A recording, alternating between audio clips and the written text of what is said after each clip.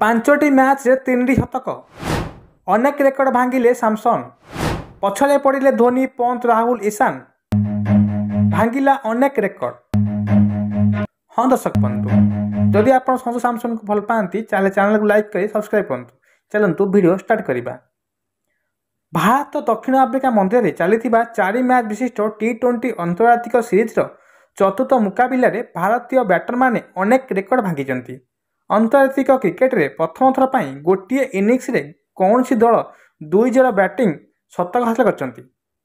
ଏହି ମ୍ୟାଚ୍ରେ ତିଲକ ଦ୍ୱିତୀୟ ଭାରତୀୟ ଭାବେ ଲଗାତାର 2ଟି ମୁକାବିଲାରେ 2ଟି ଶତକ ହାସଲ କରିଛନ୍ତି। ସଞ୍ଜୁ ସାମସନ୍ଙ୍କ ପ୍ରଥମ ଛକା ସହିତ ଟିମ୍ ଇଣ୍ଡିଆ ଇତିହାସ ସୃଷ୍ଟି କରିଛି। କ୍ରିକେଟର ସବୁଠାରୁ ଛୋଟ ଫର୍ମାଟରେ 1500ରୁ ଅଧିକ ଛକା ମାରିଥିବା ଭାରତ ବିଶ୍ୱର ଦ୍ୱିତୀୟ ଦଳ ହୋଇପାରିଛି। ୱେଷ୍ଟଇଣ୍ଡିଜ ନାମରେ ପ୍ରଥମ ସ୍ଥାନ ରହିଛି। ୱେଷ୍ଟଇଣ୍ଡିଜ ଏପର୍ଯ୍ୟନ୍ତ ଆନ୍ତର୍ଜାତିକ କ୍ରିକେଟରେ ସର୍ବାଧିକ 1556 ଛକା ମାରିଛି। ୱେଷ୍ଟଇଣ୍ଡିଜ ପରେ ଟିମ୍ ଇଣ୍ଡିଆ ବର୍ତ୍ତମାନ 1501 ଛକା ସହ ଦ୍ୱିତୀୟ ସ୍ଥାନରେ ରହିଛି। ଏଥିସହିତ ଗୋଟିଏ ଇନିଂସରେ ମଧ୍ୟ ସର୍ବାଧିକ ଛକା ଭାରତ ନାମରେ ରହିଛି।